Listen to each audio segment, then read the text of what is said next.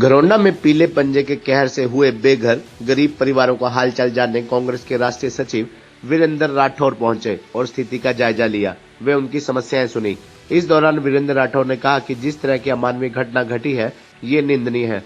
उन्होंने कहा कि हरियाणा प्रदेश में पिछले 5 सालों से आरएसएस के लोग कस्टोडियन, वक्फ बोर्ड, सरकारी स्कूलों की जमीनों पर कब्जा करते आए हैं और ये तांडव मुख्यमंत्री की नाक तले हो रहा है। पिछले 5 सालों से मुख्यमंत्री की नजरों के सामने ही सब कुछ लूटा जा रहा है।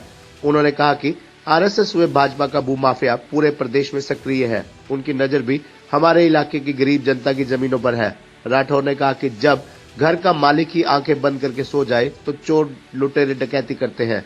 वही काम घरौंडा में भी हो रहा है। स्थानीय विधायक घर के मालिक की तरह आंखें बंद किए हुए हैं। राठौर ने कहा कि अगर ये जमीन कस्टोडियन की है तो सरकार ने इन रजिस्ट्रियों पर रोक क्यों नहीं लगाई, वे कार्रवाई क्यों नहीं की, इंतकाल खारिज क्यों नहीं किया। उन्होंने कहा कि एक तरफ तो सरकार लाल डोरे की रजिस्ट्री कर रही है, लोगों को मालिकाना हक दे रही है, दूसरी ओर 30 साल से बसे हुए लोगों के घरों को तुड़वाकर उन्हें बेघर कर रही है। कस्टोडियन की जमीन पर ये लोग पिछले 30-40 सालों से काबिज हैं। सरकार को बगैर नोटिस दिए रातों रात इस जमीन पर बुलडोजर नहीं चलवाना चाहिए था। सरकार ने एक ही झटके में गरीब की खून पसीने की कमाई को ध्वस्त करने का काम किया है।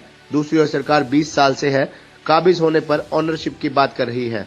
राठौर ने हरियाणा सरकार को चेतावनी दी कि अगर घरौंडा की जनता के साथ धक्केशाही हुई तो इनका जवाब पत्थर से दिया जाएगा। परिवारों के ऊपर प्रहार किया गया।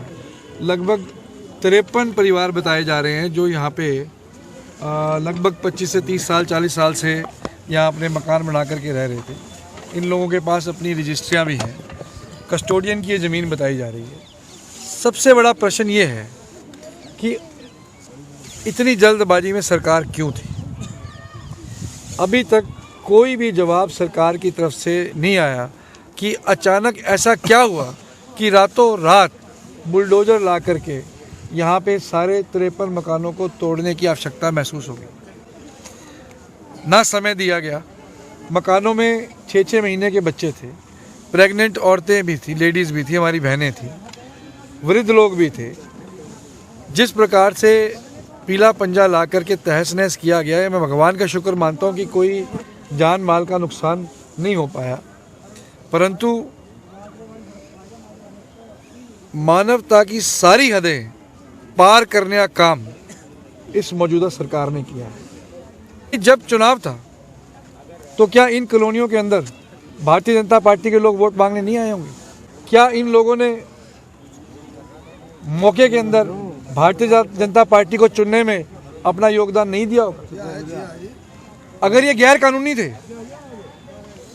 तो इनसे वोट मांगने का अधिकार भी नहीं होना चाहिए। क्या मुझे मौके का विधायक बता सकता है कि जिस समय वोट लेने के लिए आया होगा, तो इनको क्या आश्वासन देके क्या होगा कि चुनने के बाद आज तुम मुझे वोट दो, चुनने के बाद सबसे पहले बुलडोजर लेके तुम्हारे सिर के ऊपर मैं तोड़ने का काम करूंगा। क्या इस एजेंडे में चुनाव लड़ा गया था? क्या विधायक ने बताया था इनको कि मैं वोट लेने के बाद, जीतने के बाद तुम्हारे ऊपर बुलडोजर चलाऊंगा? बता देना चाहिए था। मौके का विधायक